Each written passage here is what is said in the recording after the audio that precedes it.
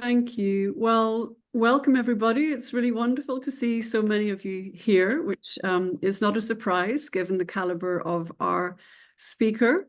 My name is Kate Quinn and I am Associate Professor in Caribbean History at UCL Institute of the Americas. And along with my colleagues, Professor Gad Heumann and Dr. Steve Cushion, I'm co-convener of the Caribbean Seminar Series, and this is the opening event of our 2024 to 2025 series. So we are extremely pleased to have actually two such eminent persons beaming in from Dominica. Lennox Honychurch, who I'll say a little bit about momentarily, and Polly Patullo, who will do the full introduction of Lennox, who's here in her capacity as the founder of the wonderful publishing house Papillote Press. So she's the publisher and editor of the excellent book that we're going to discuss tonight. It's a real honor to welcome Lennox Honychurch to the seminar this afternoon or this morning, wherever you're coming from.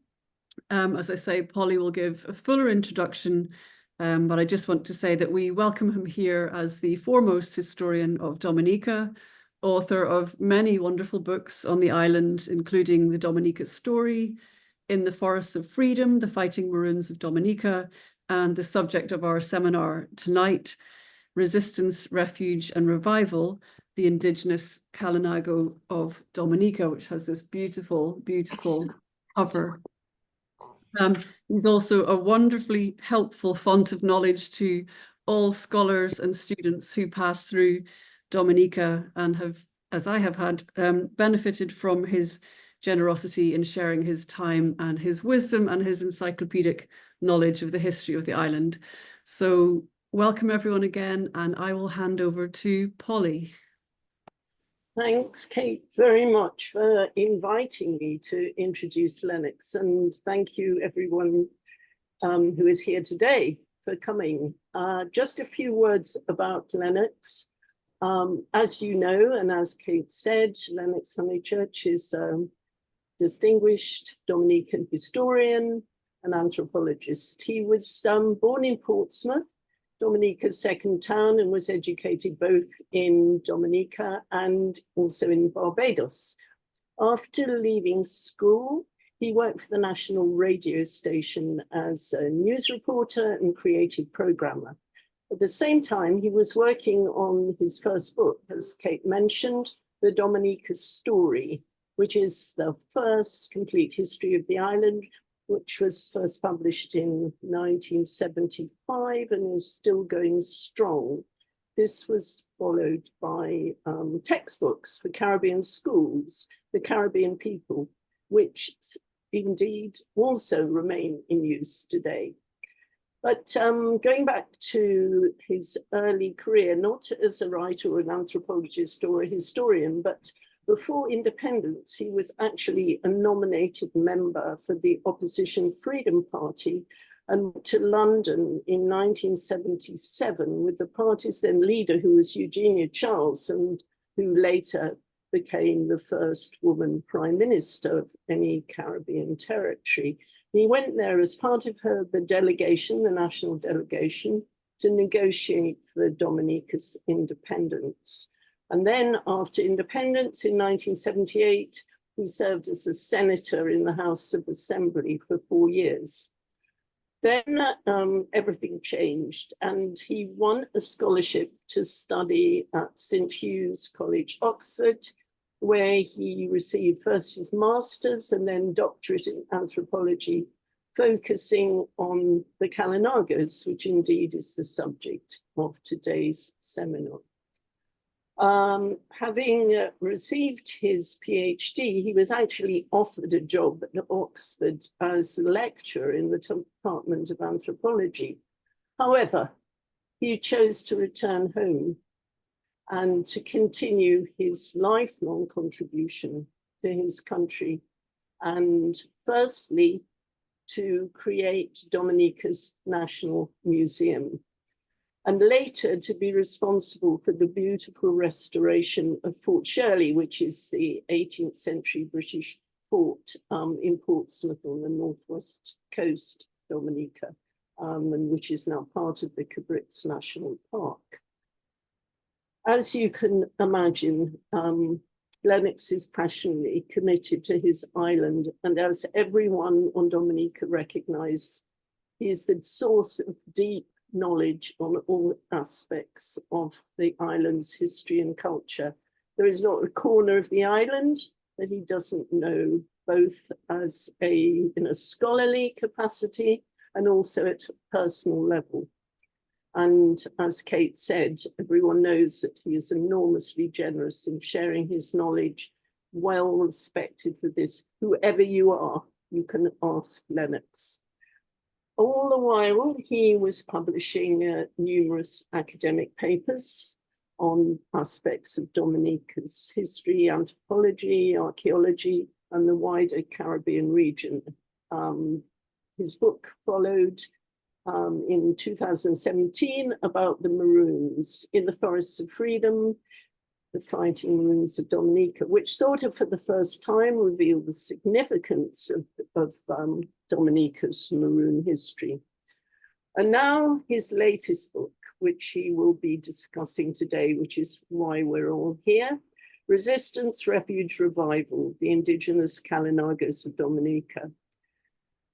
This is a remarkable and important story, as I'm sure you will recognize, and importantly, it sheds new light on the shifting identities of the Kalinago people of Dominica, how they both fought against and traded with European invaders, how they strategically survived that onslaught, and how now in the 21st century, they are finding renewed strength through their culture and traditions. I'm so pleased to be able to publish this book, and I'm now handing you over to Lennox, who of course is at his home in his study at Turtle Point on the north coast of Dominica. So over to you, Lennox. Thank you, Polly, and also Kate for Polly, your introduction and overview. Sometimes I forget what I've done, so it's always very good to have somebody reminding me of the course of events, and Kate for organizing, and also Steve Cushion for helping me out with the technical aspects of it. So essentially, what I'll be doing this afternoon, and of course evening in the UK, is to lead you through the book and the story, which is essentially going to follow the same pattern as the title. The resistance, the initial resistance, the refuge, retreating into the mountainous Dominica, and then the revival, which is actually in course taking place. I am hoping that you will be actually seeing the slides, the PowerPoints that I am talking about. Could somebody explain to me, because I am not seeing them, whether everybody's seeing the PowerPoints? No, The Not slide? yet. Not yet. Have you done share screen? Okay.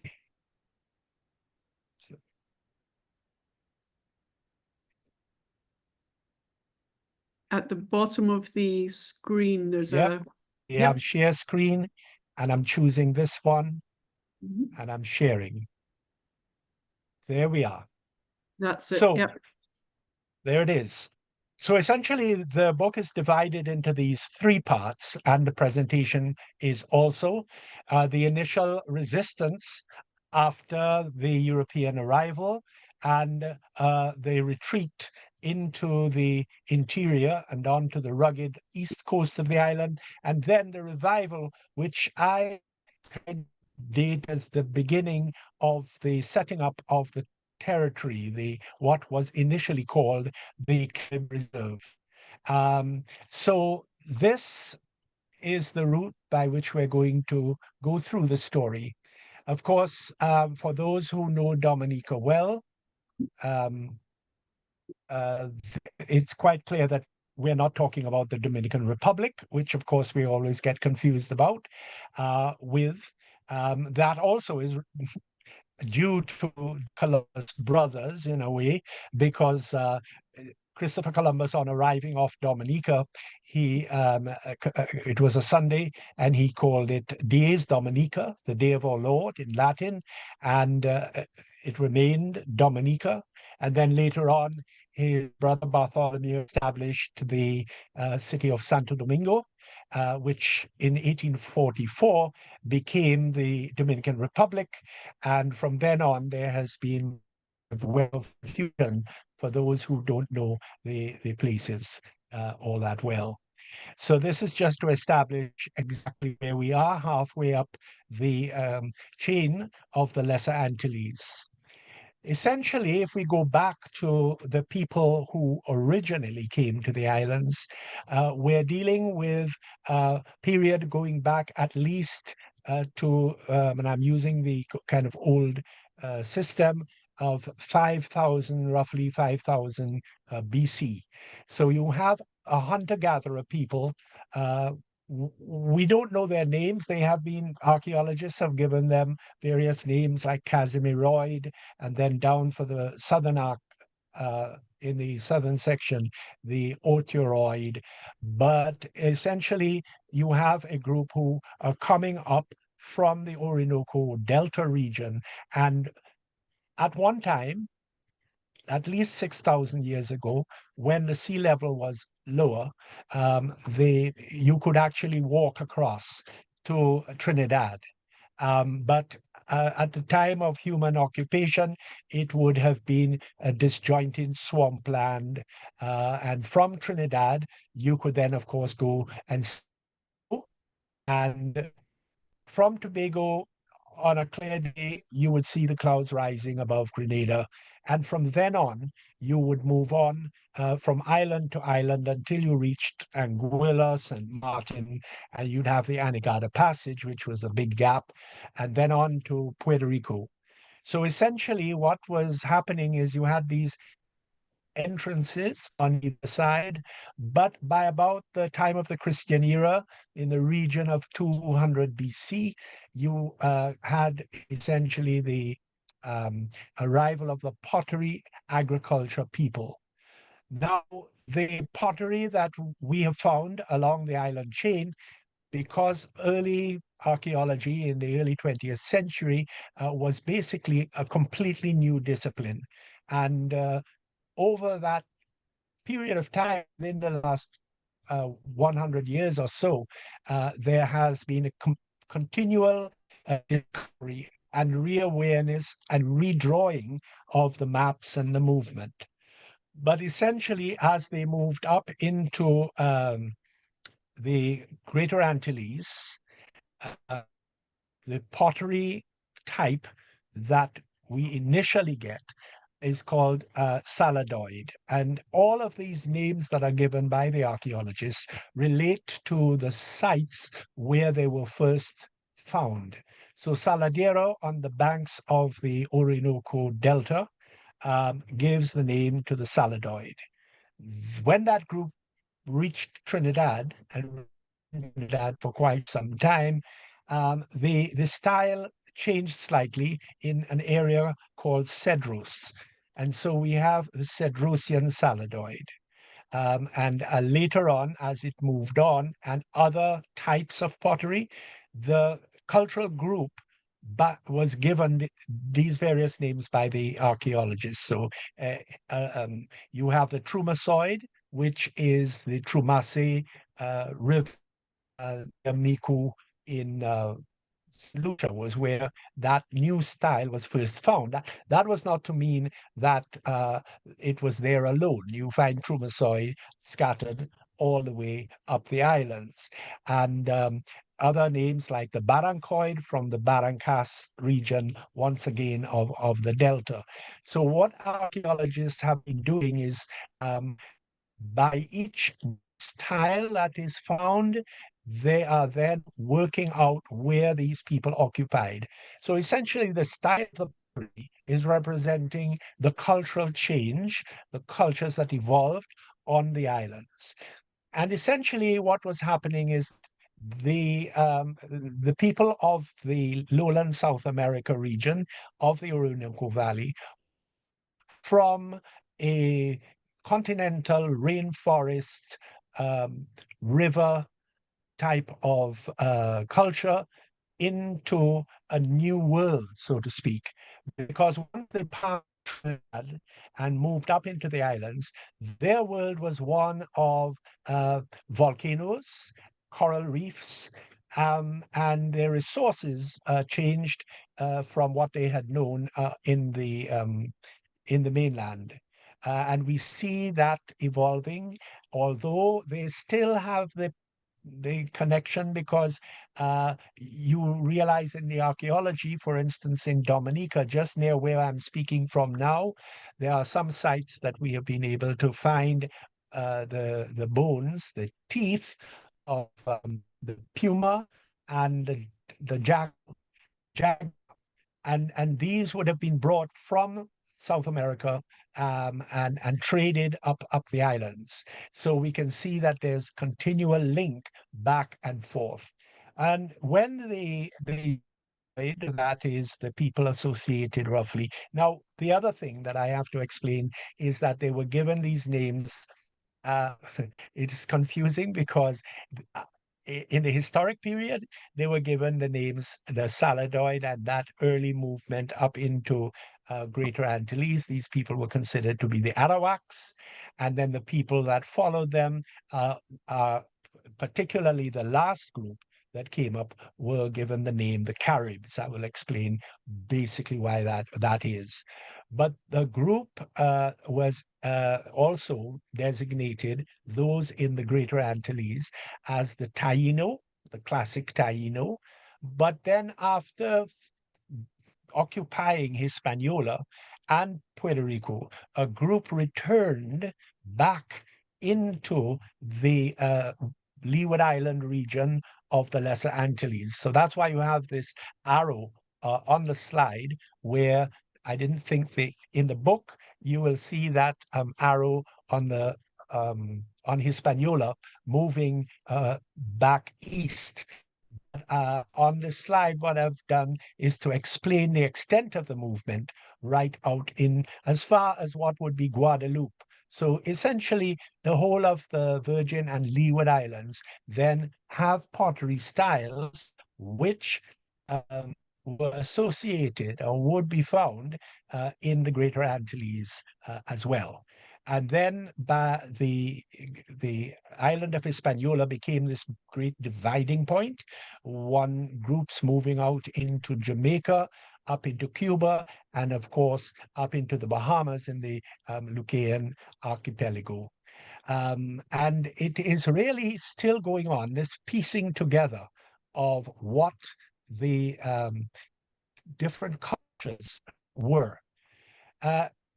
The type of pottery that was found in Dominica, and I'm focusing here on Dominica now to actually develop the pattern of occupation. We have here represented the most complex one towards the left of the screen, some saladoid pottery, representing up atop the owl and then the bat. And the most recent type would be called the Caillou.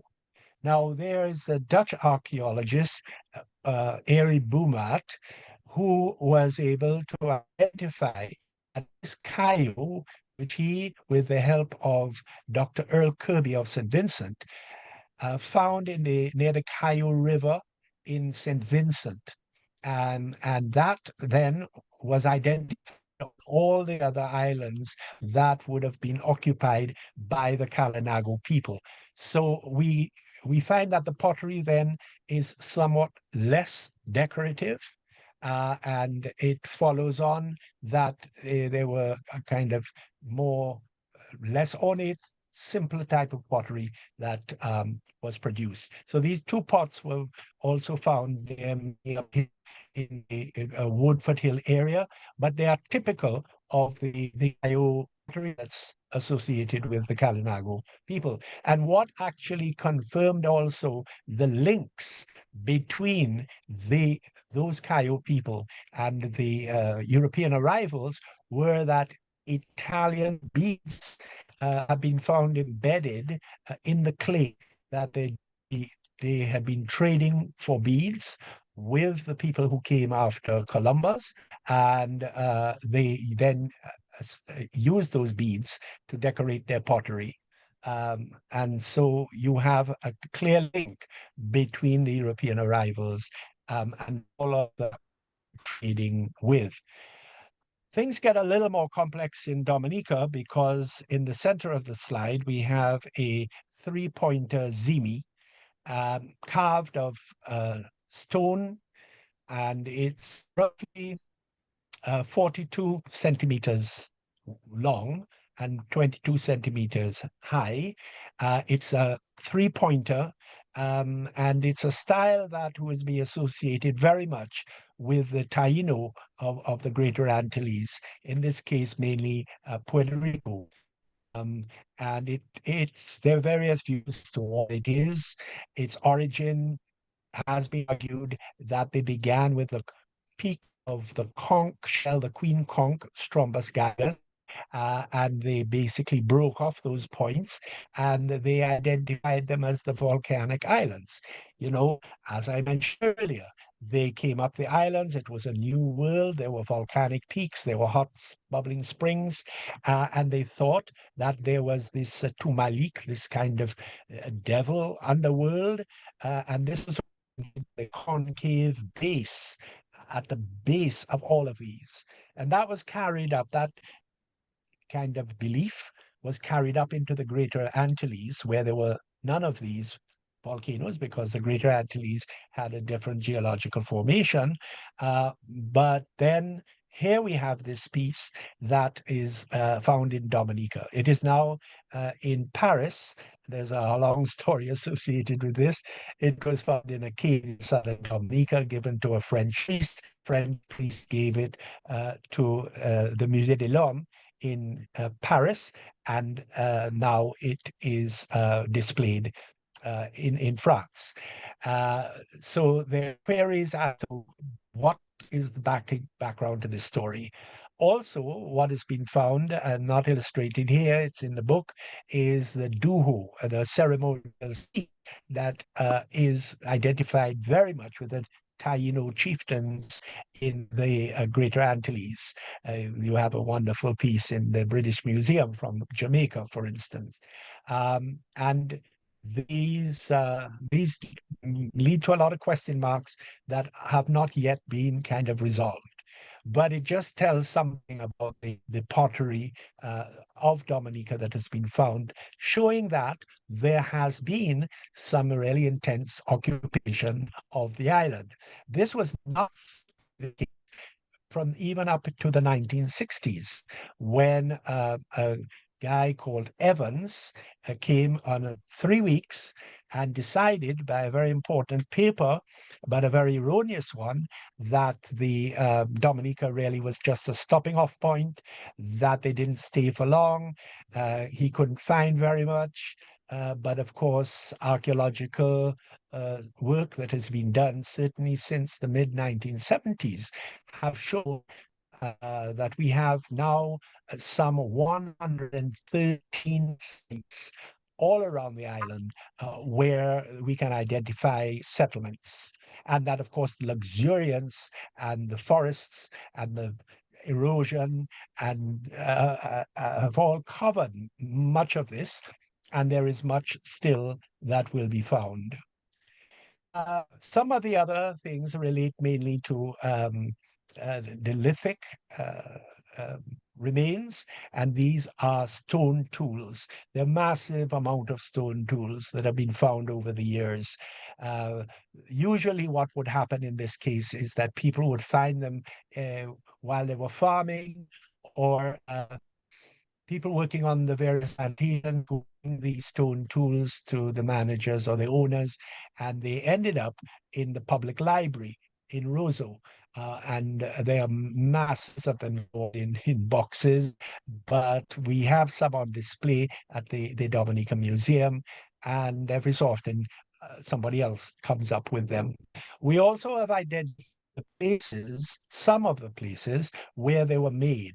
And so we have this artist impression of a spot in Marigot in the northeast. This is a painting showing the way in which they would use a hard, large stone to grind whether it was conch or the that they were making on, and the indentations have remained.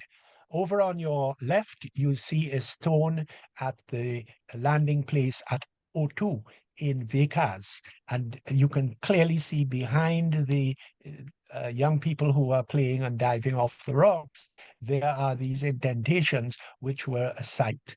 Usually there are, if they're not in a river where the water is flowing over, they're in a spot where the waves are coming in and lubricating the parent rock on which the people were grinding their stones. And this repeated grinding over the years caused these usually oval indentations. And so that is the stone tool now. The stone tools are important because that is what in the trade that develops later, the trade in between the Europeans and the indigenous people was essentially based in the beginning on them obtaining axes, any cutting tools, cutlasses, iron axes. These were the things that were the initial exchange material between the Europeans and the indigenous, let us now call them Kalinago people, which occurred. Of course, the biodegradable aspects are very difficult to assess. A number of sites with post holes have recently been identified, particularly some of the round houses, by being very careful identification within the last couple of years of certain sites where these buildings existed. And again, because of the intensity of the archaeology that has been done in this zone, recently, one of these house sites with their big, thick central pole has been identified by the placement of the pole and the rotted and also the stones that were used to wedge them in place.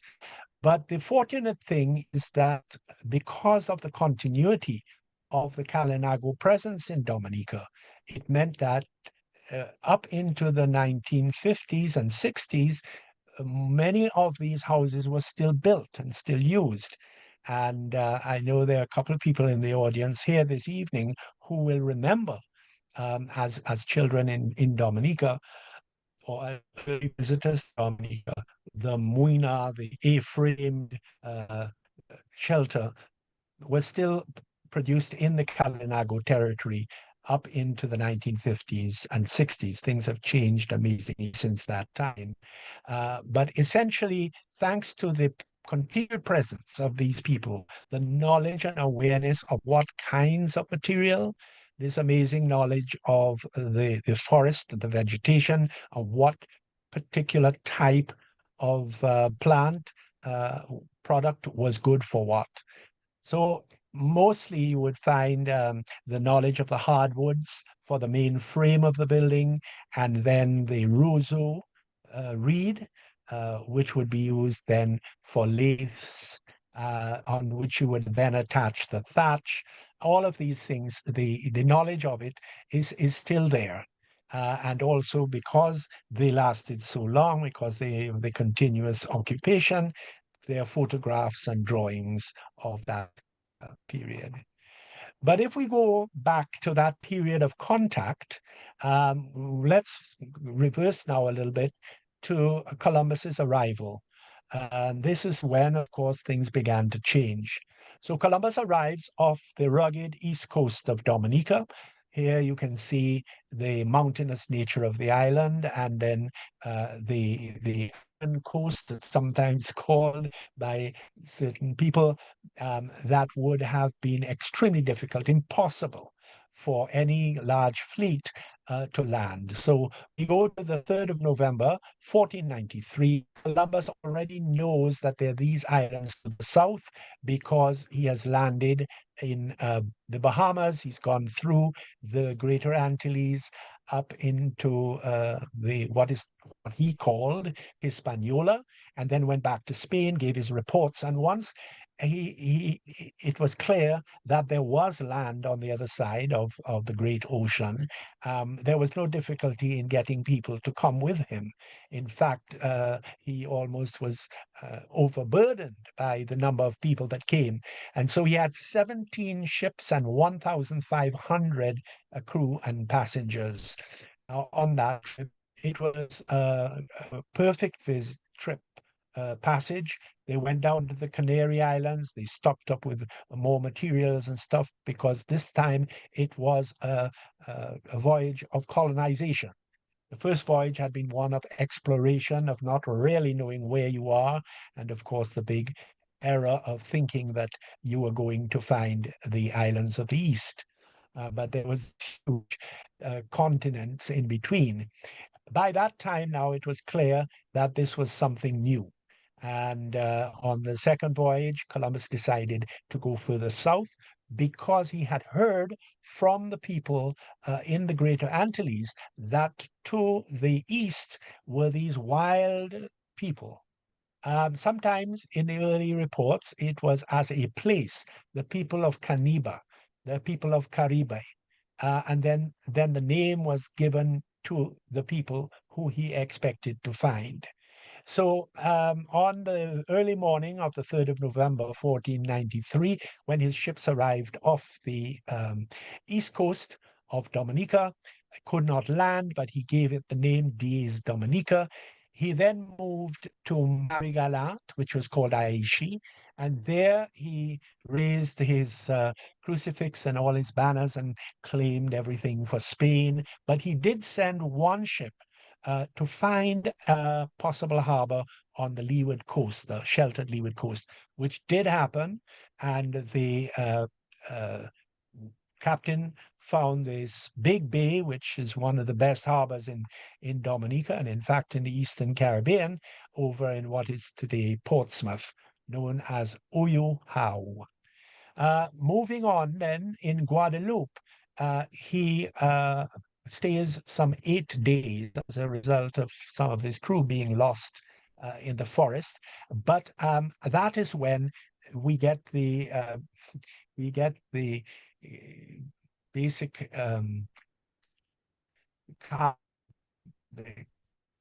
the accusation, if we want, of cannibalism because of what he finds in the houses and huts in this.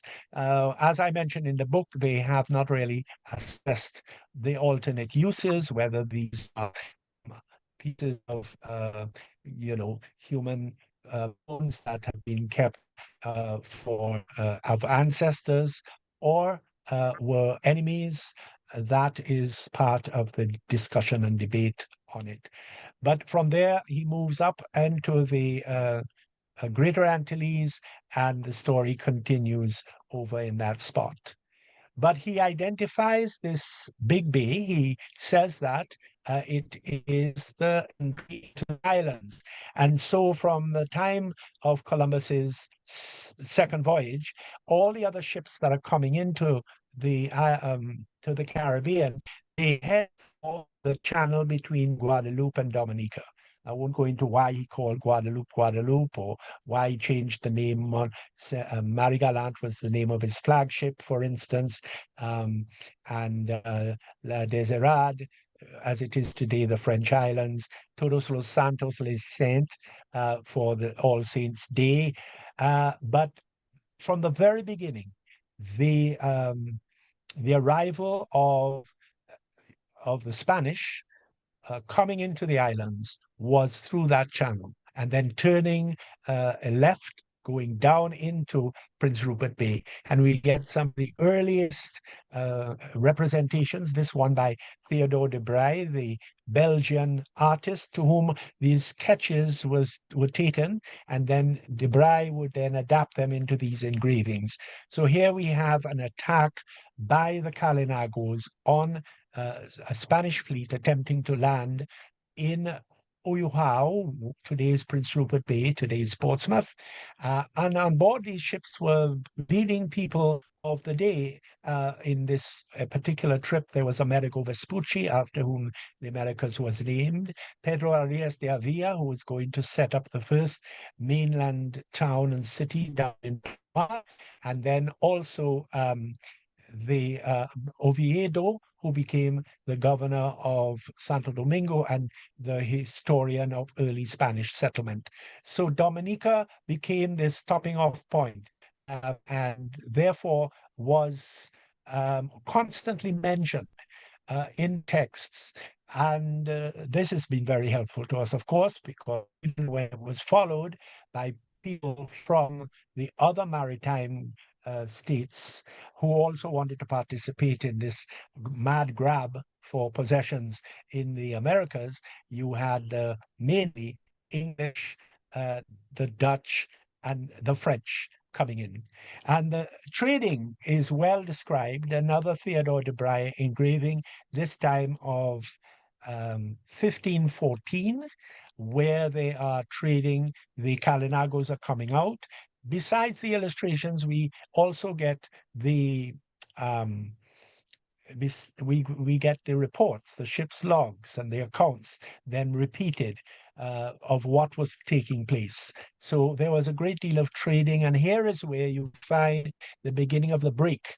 The Stone Age so-called people of Dominica, Waitukubuli, as it was called before. Columbus had renamed it. Essentially, you can see the attraction of exchanging your produce, and mainly in the case for cutting tools, because of the fact that an iron axe was such an improvement over, for many causes, many reasons, an improvement over the use of a stone axe, the time it took, the fact that a stone axe could crack and break so easily, and then the iron, of course, needed to be sharpened. And besides iron axes, there were things like swords and cutlasses and other digging tools, hoes, spades, all of these things which were vital to the Kalinago life. So that was also done. Following on from the in the contest for these islands was the question of religion, the arrival of missionaries, because in that second voyage there were Spanish missionaries who were coming in to begin spreading the word, so to speak. In the case of Dominica, it was the French that really began to use religion as an initial tool in the negotiation between the Kalinago people. There was some pressure by the chiefs, the first chief, to avoid and not to allow the early missionaries to teach the religion, but bit by bit they eroded that basic resistance. Here we have one of the key persons that has given us information about the Kalinago people. That is Raymond Brett. He is a French of the Dominican order that they begin basing themselves in Guadeloupe, and he comes as a missionary to Dominica. And he's very unsuccessful as far as spreading the faith, but very successful in putting together, in collecting and amassing information about the life the Kalinago people. It's from him that, especially in terms of language, so much information is obtained. And all of the others who have provided information give us a good basis on which to understand the early people in the territories. Now, we have Raymond Breton, we have Jean-Baptiste Dutertre, Jean-Baptiste Labat is one of the major writers, and Charles Césaire de Rochefort, who really was a Huguenot, but his book was very important. By that time, when his book comes out in the 1660s, the British have already established themselves in certain colonies. And so John Davies translates Rochefort into English and also produces a book of his own. And it is these writers who basically become the basis, the anchors for future writing and research on the indigenous people, not only of Dominica, but the whole of the Caribbean. So you're doing many things. You're matching the archaeology to the descriptions that are being given by these mainly religious observers, and also, particularly in the case of Breton and his dictionary, providing a greater knowledge of that time. But while all this was taking place, all of these islands that had their original names had already been renamed by Columbus and were being settled. All those places like Liamuiga, St. Kitts, and Barbados, and all of these others that were moving into either 60s being taken over. And there is this period, which I cover in the book, of the Kalinago people basically retreating as to the citadels of Dominica and the mountainous, rugged St. Vincent, Euromais, and what goes on there in that regard, because the smaller, flatter islands to the north, particularly what we call the Leeward Islands, they are being wiped out by the Spanish. From way back, the Spanish are coming down. Cedulars are being issued by the Spanish crown that all of the islands are open for slave grabbing, and taken and sold duty-free in the established Spanish cities of the Greater Antilles. And so bit by bit, the people of Waitukubuli of Dominica, they are basically holding on and attempting to keep at least a few of these islands for themselves. And they are attacking particularly the English and the French, who are coming closer and closer to Dominica. There are many treaties. Talk about the Treaty of St. Christopher, which basically was an agreement between the French, the English, and the Kalinago people that these two islands, St. Vincent and Dominica, were to be left entirely for the Kalinago people forever. That was in 1660, but by that time, there was also unofficial settlement had already beginning to take place on those islands. And of course, in the others, like in Barbados and the French islands, Martinique, Guadeloupe, they were fully settled. And this was, in spite of all of this, they still included a neutrality treaty in the text of the Treaty of Aix-la-Chapelle as late as 1748. By that time, of course, sugar had become the most powerful crop. It was giving massive wealth already to many of those maritime European states. And the British decided that, look, the French have broken the treaty as far as Dominica is concerned, of both Aix-la-Chapelle and the Treaty of St. Christopher. They've essentially broken the treaty, and they deserve they're open to be taken. And they attack Roseau in 1761, June 1761. And by the Treaty of Paris, Dominica becomes a British colony. as the treaty has been signed, the British send out surveyors to cut up the land, to basically divide it out and sell to British purchasers. And of course, their mind is on sugar. So they look at these lots and they decide, look, we're going to buy these lands and we're going to set up sugar plantations. In certain cases, it was practical out on the west coast and the north coast, but the kids, therefore, the Kalinagos, therefore are forced, as the lands are being taken, as the forests are being ripped up and turned into sugar, they have to retreat to the most rugged part of the rugged island. And one little area is left for them on this Byers map. John Byers was the who essentially was in charge of all the surveys in Dominica, Tobago, etc. And this small area of 134 acres was left. Even then they realized it was too small and they widened it a bit. So this is the beginning of what we today will call the Kalinago territory. On these lands and around them, the indigenous people were able to continue to practice their skills in what was mainly important to them: food, in terms of cassava production and all of the requirements, because remember, the cassava has this poisonous juice which has to be squeezed out, and its toxicity has to be reduced. And that whole process is then carried on.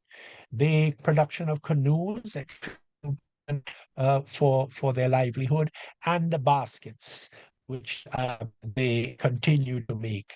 So they are able to hold on to a modicum of the culture in these isolated areas of refuge. So that's the part of the book, of the chapter, which relates, for instance, to. But of course, the culture is changing, and in spite of the fact that they have held on to a lot of kind of this cultural background, the fact is that they are being westernized slowly and surely. The effects of colonization are taking place. And these are some of the early photographs. One of the first dating from 1908, the others in the 1920s, and even engraving very much earlier in the 1870s. Did I say in the 1920s, the main production of photographs, postcards and things like that.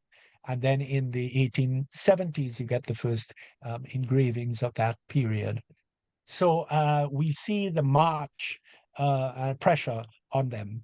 And religion, the Roman Catholic Church, which in 1850 has established Dominica as a diocese, and because of the post-emancipation period and the over 14,000 enslaved people who are now free, the Roman Catholic Church comes in to essentially reduce the pressure of revolt. There are concerns about post-emancipation revolt immediately after the 1830s. And so the Roman Catholic Church sends out its priests and makes a special mission from 1865 on the indigenous people. And the British government takes 14 acres out of the original crown lands that they had reserved for the Kalinagos, and they give it to the Roman Catholic Church, and the first church and presbytery are set up here. And the contrasta, the difficulties between the two, that is covered. Dominica is a problem case for the colonial office.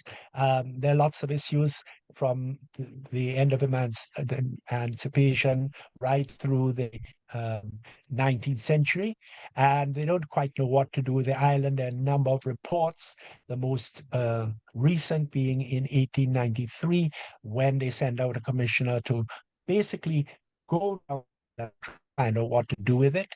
And as a result, mainly of that report, the British government decides, okay, we're going to send out this guy, Henry Hesketh Bell, to see what could be done. As he says, I have a lot of work to do. I've got to put this island into good shape.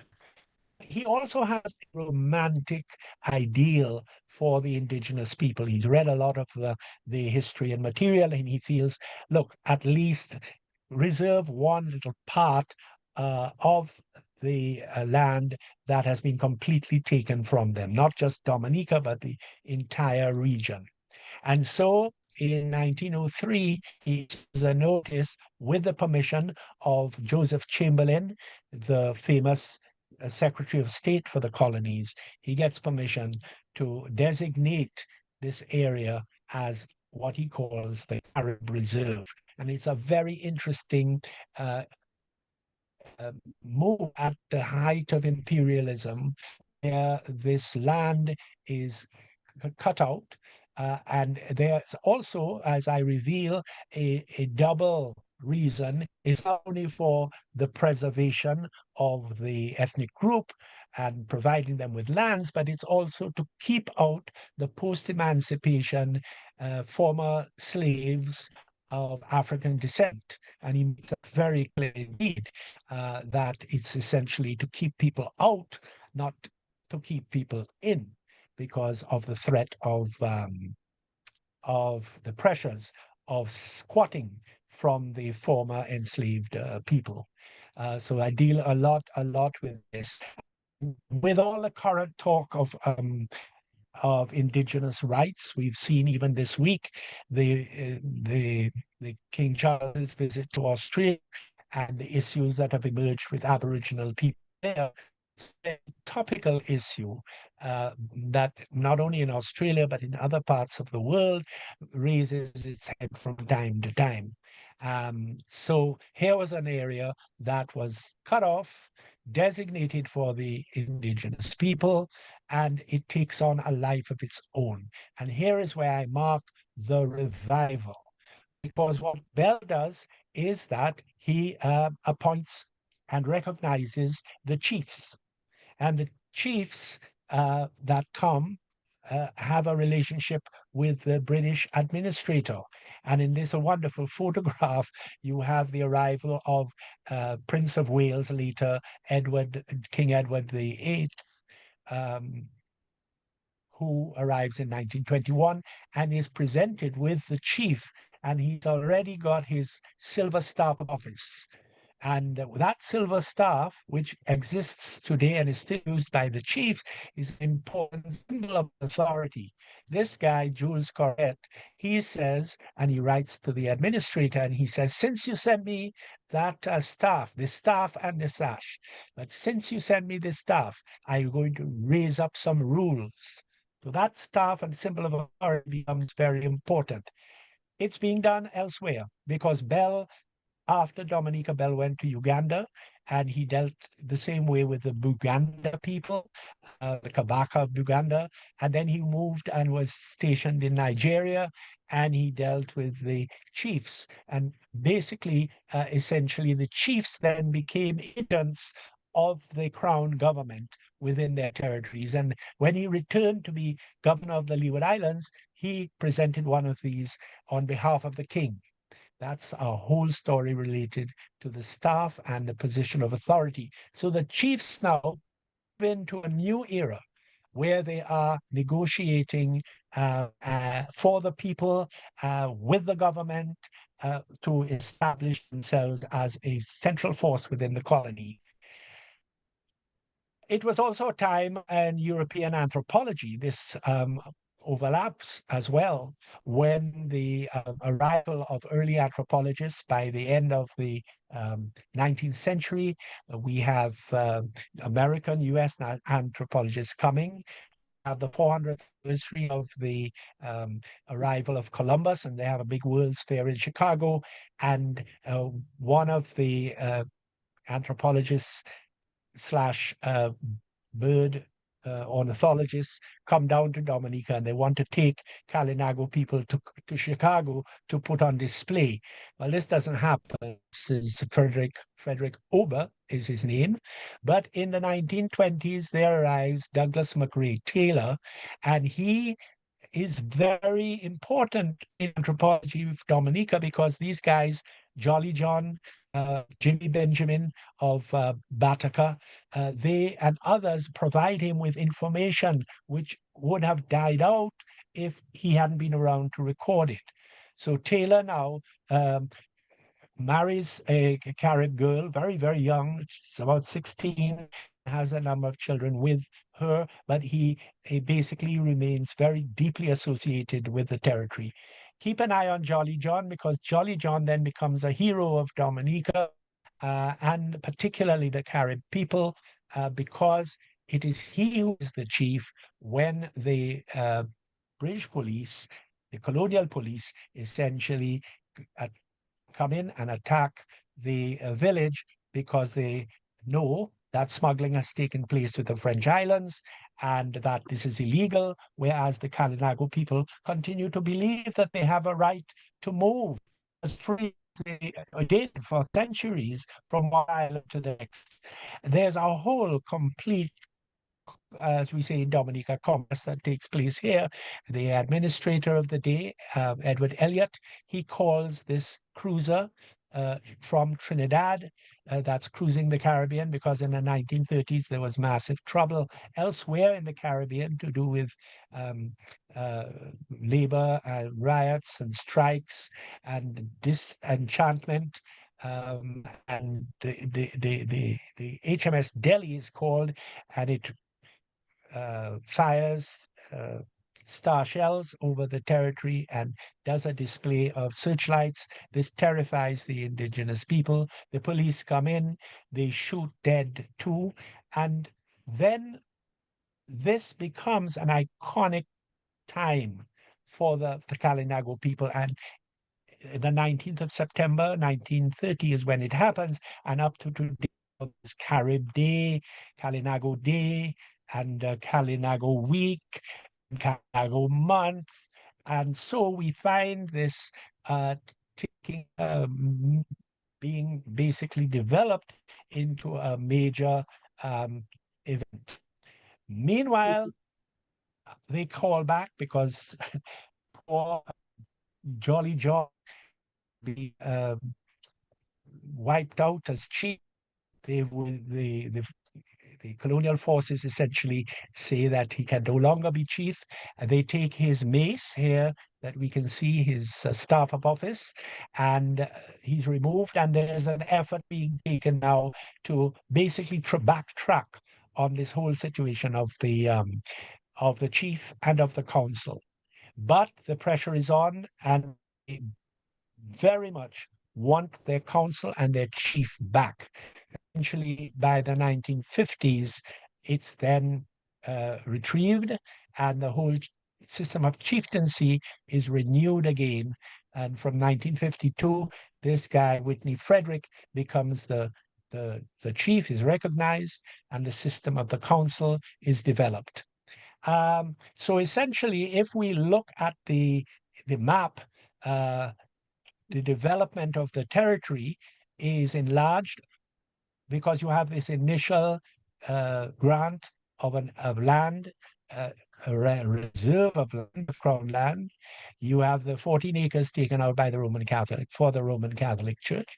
You have a slight expansion in the 18th century. Then you have the big expansion in the 1903 declaration of the reserve.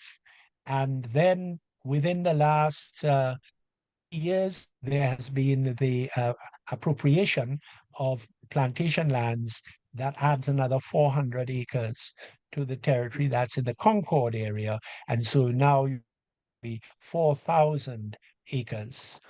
And tourism, and tourism requires that you give the tourists an experience, but it also is linked to ensuring that the culture of the people, it gets this rejuvenation. They themselves, the younger people who are fully aware of what's happening in the 70s in the nations around the world, in Canada, particularly in the Americas and North America. And so a complete revival takes place. And then this village, model village, cultural village, call it what you want, the Kalinago Barana, Aute is constructed and becomes the focal point of the territory today. And the invention of fiction. Basically, none of these things lasted from the 17th century, but with all of this revival, they adapt and they develop their concept of an imagined past, if you want, and it's recreated. The drums that are basically African drums, but we do have in the record that they begin to appropriate the use of goat skin from the French settlers and the African arrivals from very early on. All of these things coming together to create this new concept of a rejuvenated people. Even things like shamans and the resurrection of shamanic practices and blessings and, as they call them, smoke ceremonies. All of these things are taking place based on their reinvention. Eric Hobsbawm, for instance, talks about it, the invention of tradition. Other people have written about what is happening in Tahiti. The same sort of things are taking place. The link between tourism and the rejuvenation of cultures. To the point where now Dominica, we have two Kalinago people, women. We have since last year the first woman president and Kalinago president. This is Sylvanie Burton. She becomes appointed president of the head of state of Dominica, president of Dominica, and she's a Kalinago. And then more recently, in July of this year, the election of the first woman Kalinago chief, Mrs. Annette Saward. And here you have this situation where, just to sum up, actually what has happened is that the Kalinagos have taken their history themselves, pieced it together like a jigsaw, taken from over time, from various sources, from various influences, and put it together where they were once a rejected, ignored people on the periphery of the colonial Dominica. Now they put themselves in the center. In the national symbols of Dominica, the yellow is part, or that is part of the flag, national flag. Yellow is Kalinago. That is why you will see the Kalinago always on official occasions dressed in yellow, because they have adopted this as their representation. From early on, since the 60s, when the new coat of arms was adopted, the Kalinago canoe was adopted, representing the Kalinago people. And so I'm sure I must have gone over my time, but essentially trying to pack what is a very interesting, rather complex series of events over 500 years, but particularly within the last 100 years, has been quite a task. But I hope that you get the spirit of the thing and this fascinating case, which is unique in many cases in the world, and yet it leads to what has been happening in the Pacific. It was very influential for me to do work at Oxford with studying Polynesian changes, and also in the American case, what is happening in the Americas. So all of it comes together to realize that the effort to maintain your identity and to develop a line that marks you as being a significant part of your country, even if it was colonized at once, you are reclaiming your place within the 21st century state. Thank you all very much. Thank you. un gran aplauso. I did let your half hour extend somewhat, but I think that's because we're all enjoying hearing from you so much. So we have about 20 minutes for questions. We've just been on this wonderful journey through history and archaeology, and hearing this extraordinary story of survival and adaptation into the present day. As I've said in the chat, I can see a number of hands have gone up. There's already a question in the chat, so let's just go straight to them to try to get through as many as we can in the time that we have remaining. So the question in the chat from, and I hope I'm pronouncing this, an N Ndaye. The question is, are the Indigenous cultural revival efforts in Dominica limited only to the Kalinago? Are Kalinago languages taught in the wider Dominican population? Well, yes, all of it part of this movement. There's a complexity in what has recently been happening and highlighted in Australia, for instance. You have the European, mainly the British arrivals on top of Aboriginal land. That is a clear case, and as has happened elsewhere in colonial pieces, it's two you're dealing with. What makes it more complex in a place like Dominica is that you have an earlier group, that is the Kalinago people, the indigenous people who were there on the island first, and then you have the layer of the descendants of the people of African origin, who have their claims and their rights. So two things are happening at the same time. That is essentially the former enslaved people, descendants, the former enslaved people, marking their identity and encouraging and researching their links with everything associated, like with language and cultural activities. And all of that is taking place and has been parallel with what has been happening within the Kalinago territory.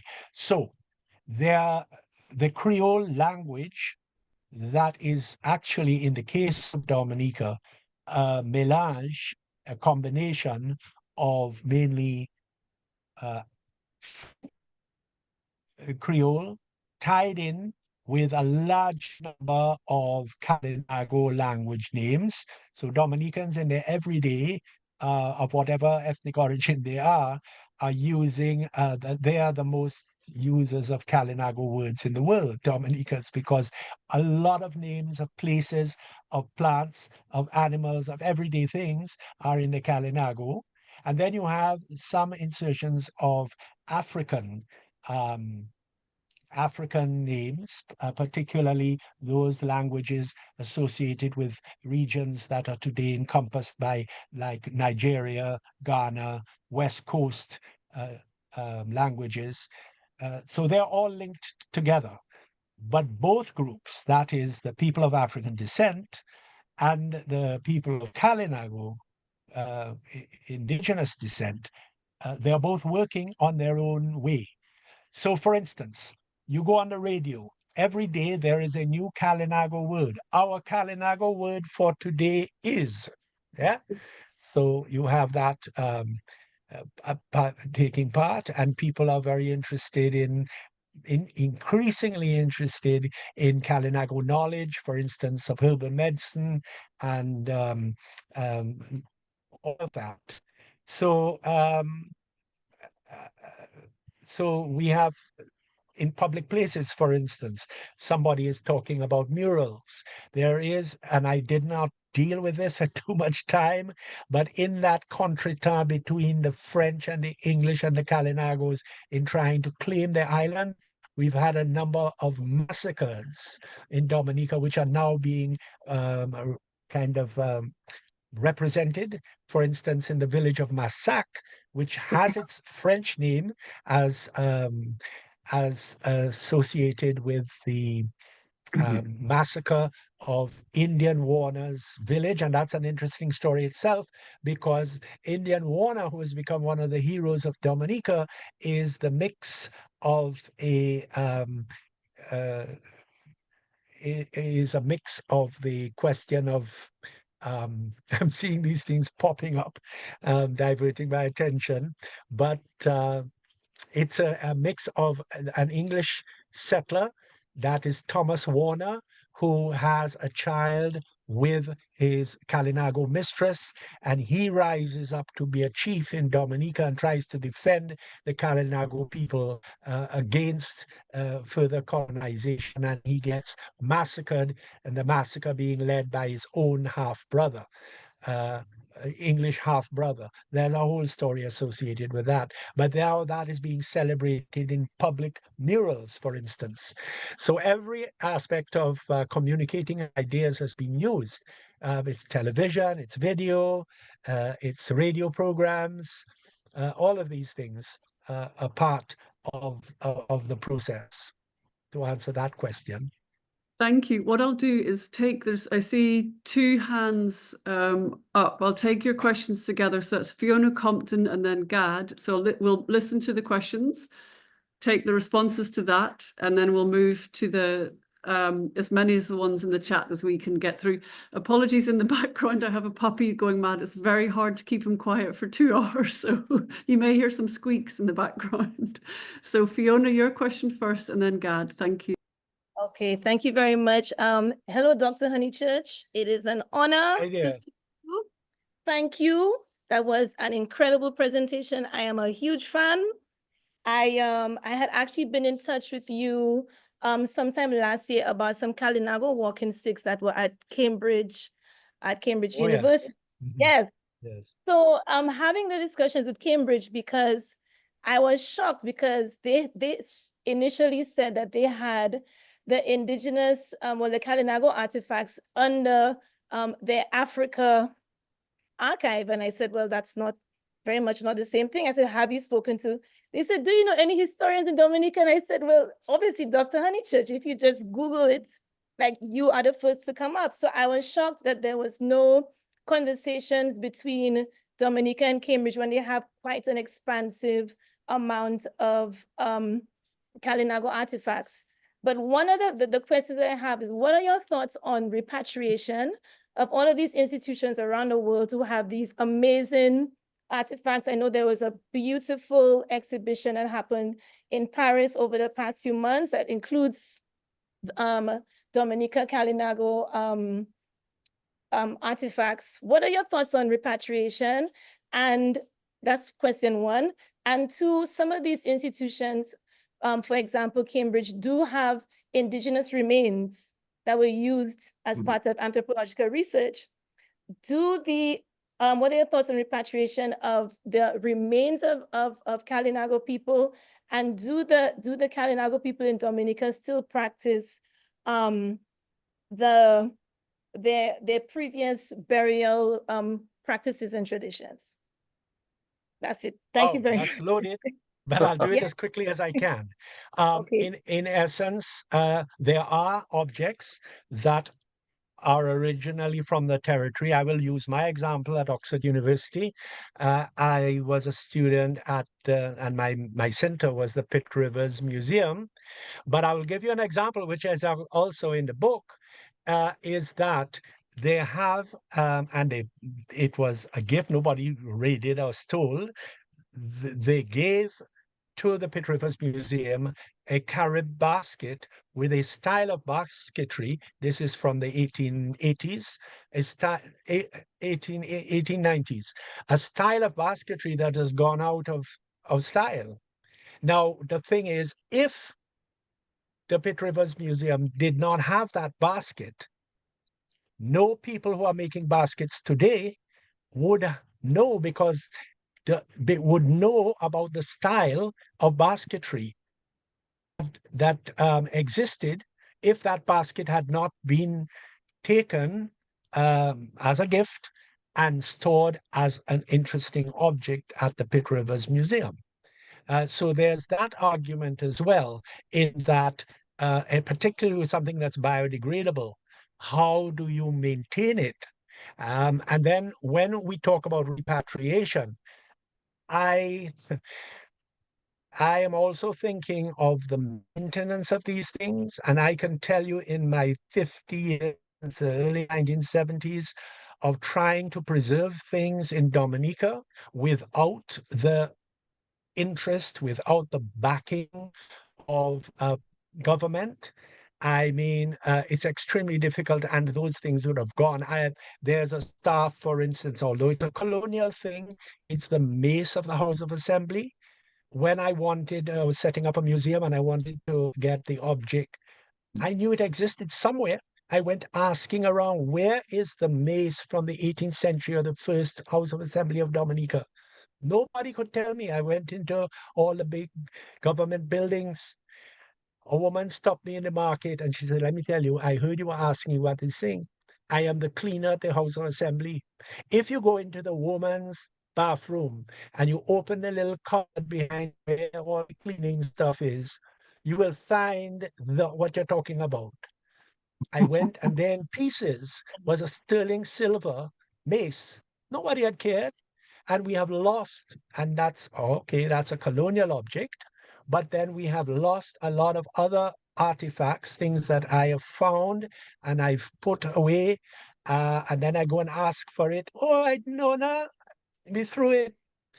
You know, the problem is, how do you preserve these things, and do you have in your own land the facilities to provide for the protection and keeping of these things? If you do, that's all very well.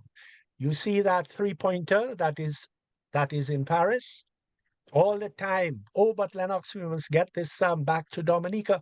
I say, and where and behind what case are we going to put it? And they have strict legislation now over that particular object. It must stay in France. And the curator of that exhibition that you talk about in Paris said that there is a regulation, it must stay in France. And what he is negotiating with is that it will be in the museum in Martinique.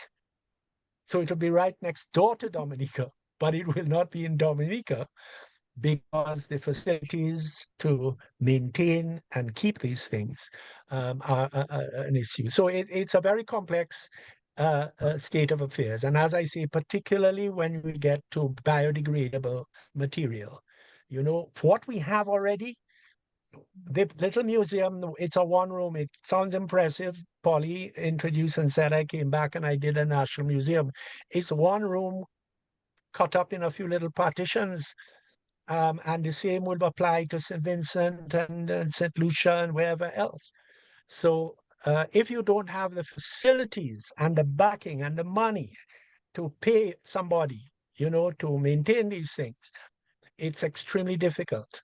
So for all those reasons, each case has to be studied on its own. And as far as burial, let us understand that the Roman Catholic Church did a hefty job on the Kalinago people. You read about it in the book. And a lot of the traditional methods and ways of, for instance, burying people in a fetal position as done in pre-Columbian times, all of that is gone. We're totally westernized in that regard.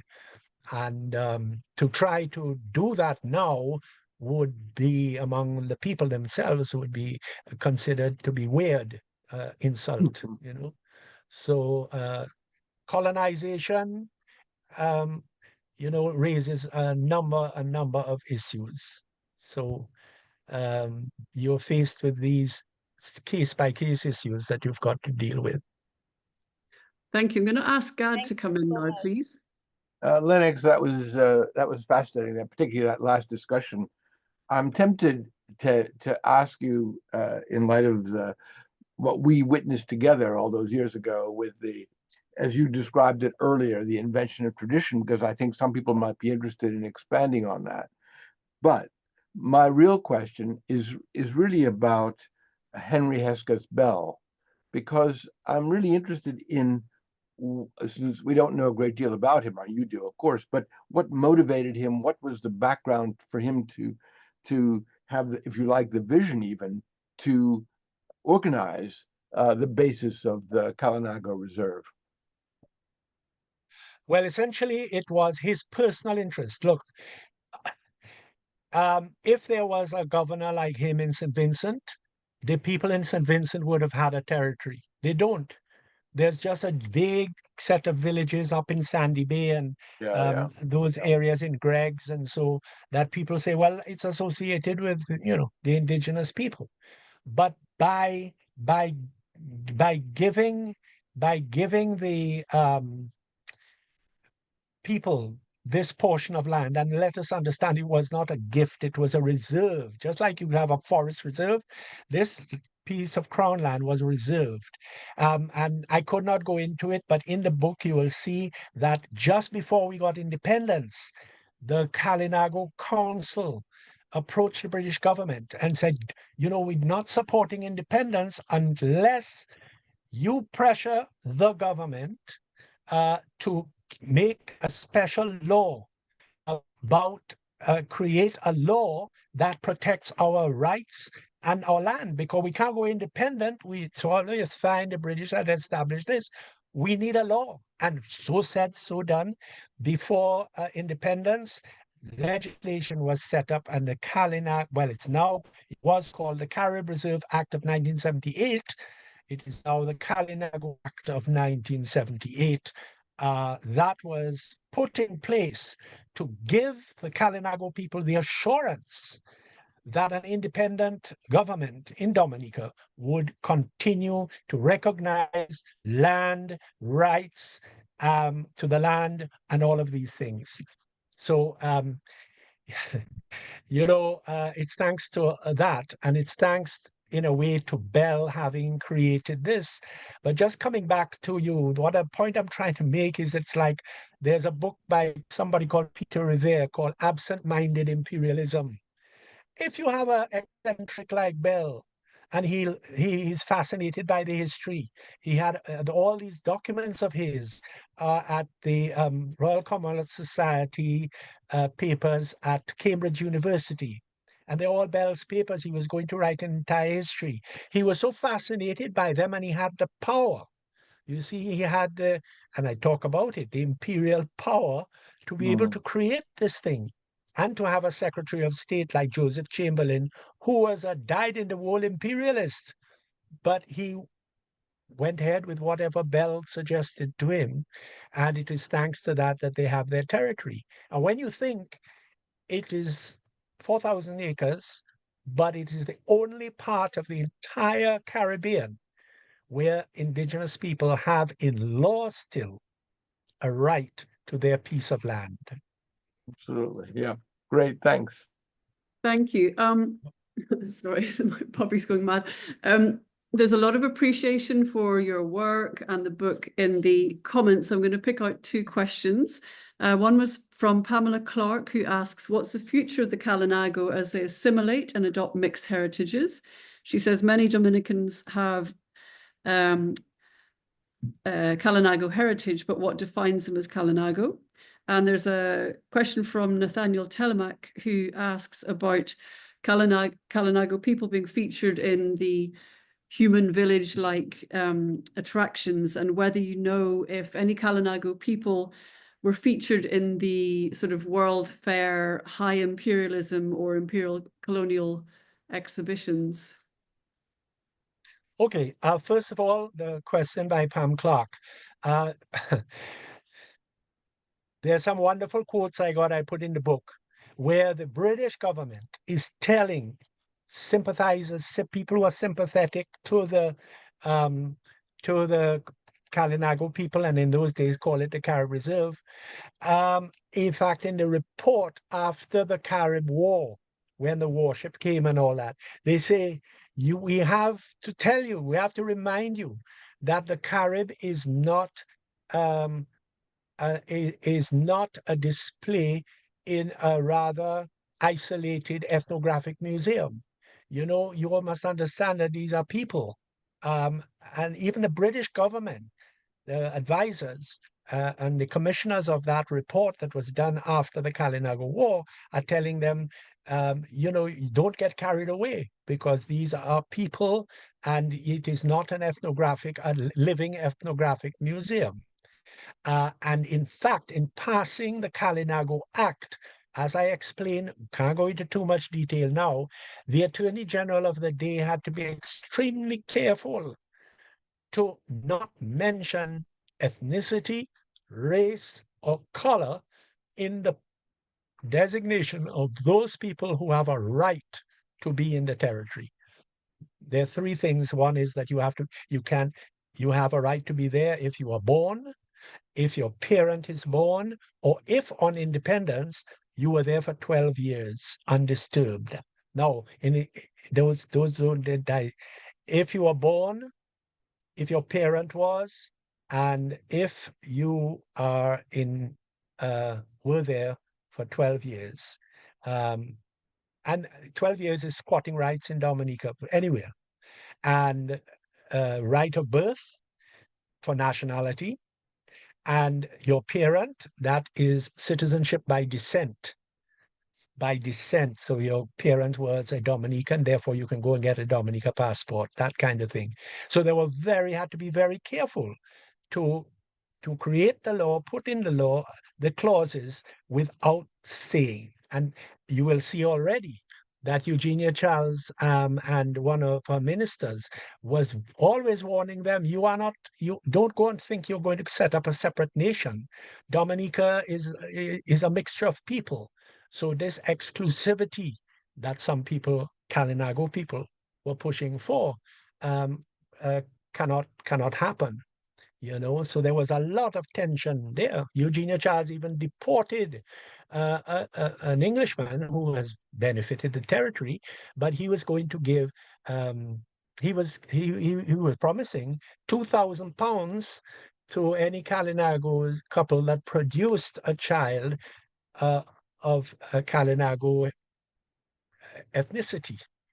Yeah, and Miss Charles got the police to kick the man off the island because she said, I cannot be going and fighting against apartheid for South Africa in the international forums if in my own country something is happening that is going to be based on the placement of people because of their ethnicity. It's a very complex situation. So you can't tell a person who to love and who to have children with. So and this comes back to the whole question of DNA. At one time they said there are no Tainos in Puerto Rico. And then in 2011, somebody produced a paper that had 10 years of research showing that 60% of the population of Puerto Rico have DNA of Taino origin. So that's moving into a completely new sphere as well. Very complex indeed. Thank you. So there's the question about the display or not, or the use of Kalinagos in world fairs or imperial. There's also in the chat. Oh, sorry, it's disappeared. Maureen Etienne Joseph says she would like to ask a question. So after Lennox has responded on the exhibitions, the human villages, so-called, we'll hear from Maureen Etienne Joseph. Yes, as I mentioned in the book, this guy, Frederick Ober, he comes down prior to the 1892 exhibition in Chicago, which is celebrating the 400th anniversary of Columbus's arrival in the Americas. He was not successful in getting people to come with him to Chicago. He did buy a lot of baskets and various stuff to display, but he was not successful. And I have no record, there's no record of any Kalinago people basically who went up for any exhibition. It wasn't like, those situations that happened in places like Belgium with the Congo and that kind of thing.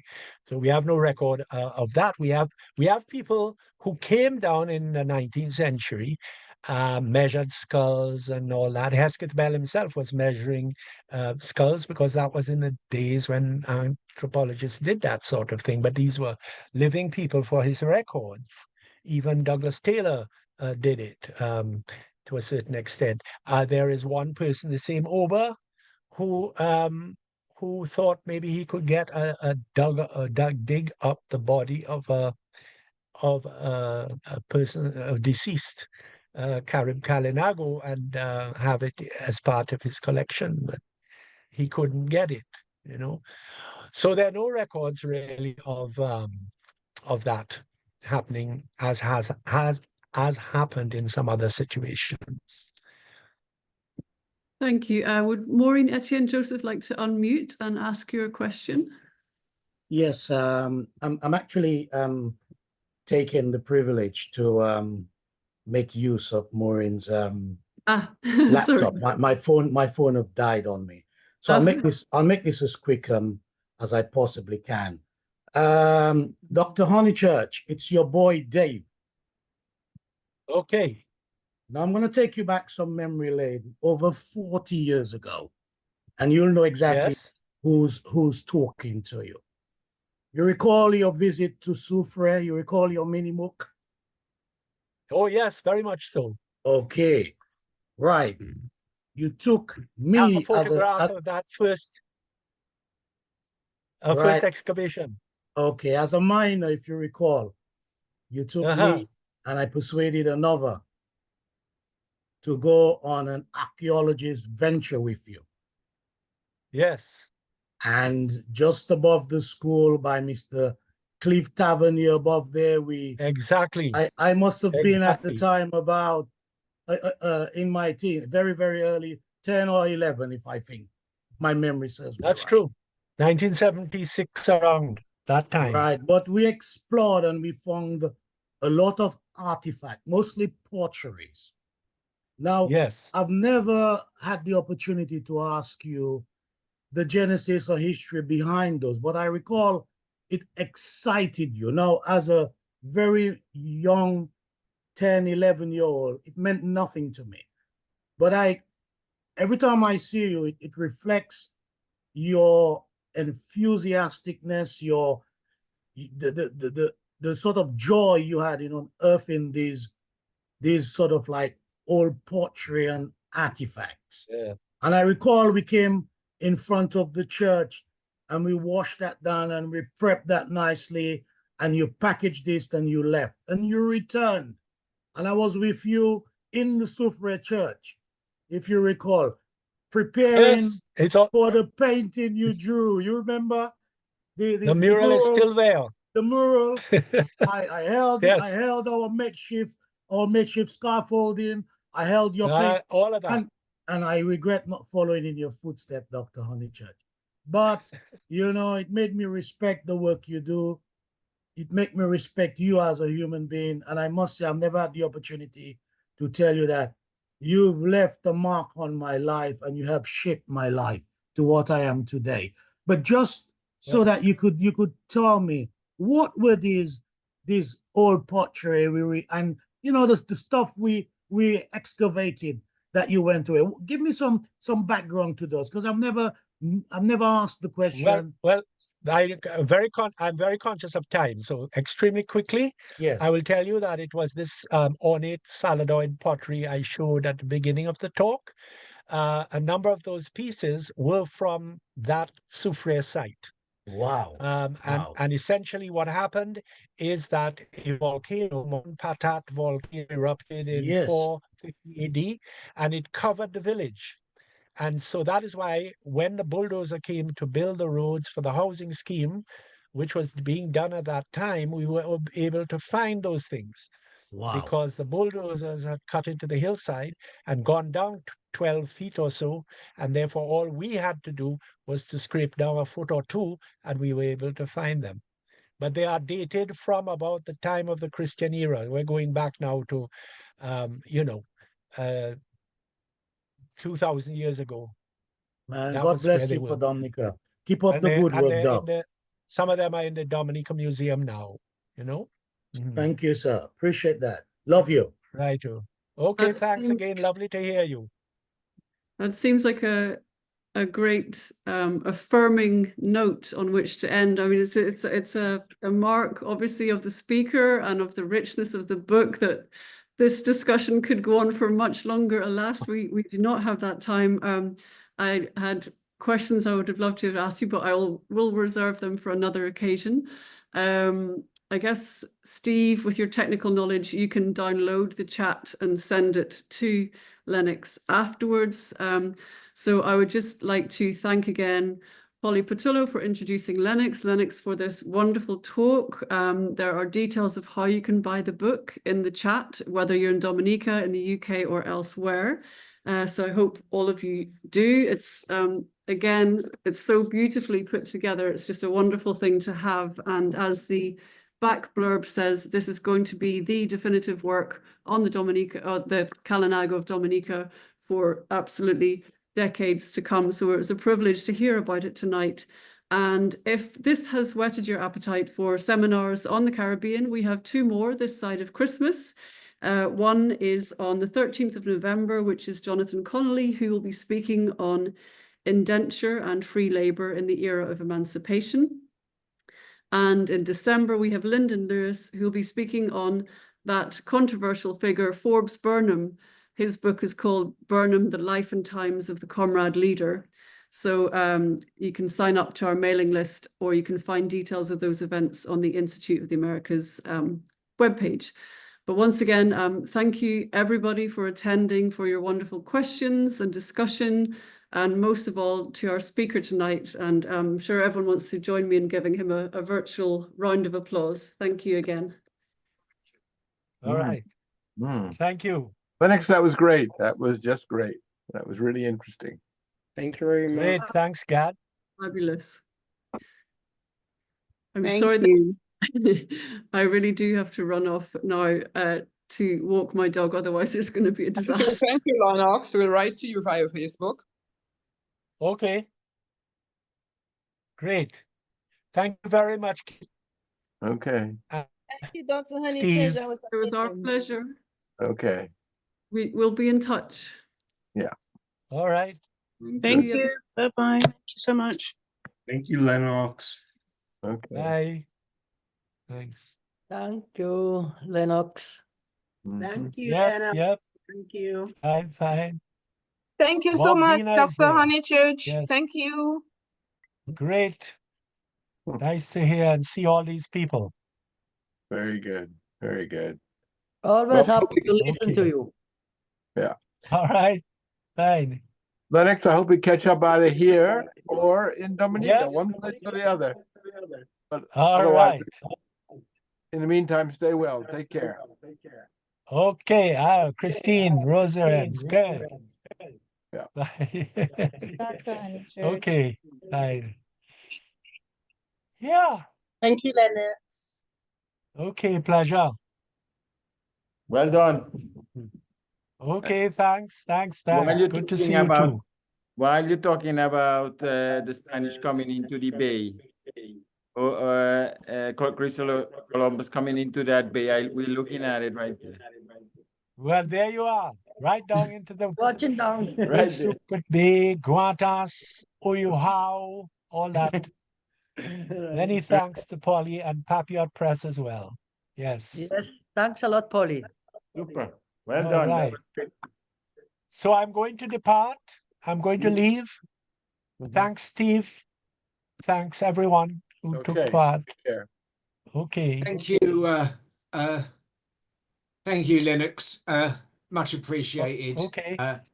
Yeah, and thanks to everyone. We will circulate the details of the recording for those who might have missed some of it, and so All right. on. And I will also circulate when I get the full details from Polly as to exactly what she wants me to circulate about how to buy it.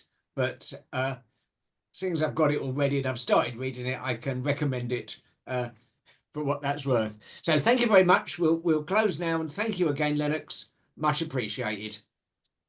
And thank you. All the best. Bye. Thank you very much. Good.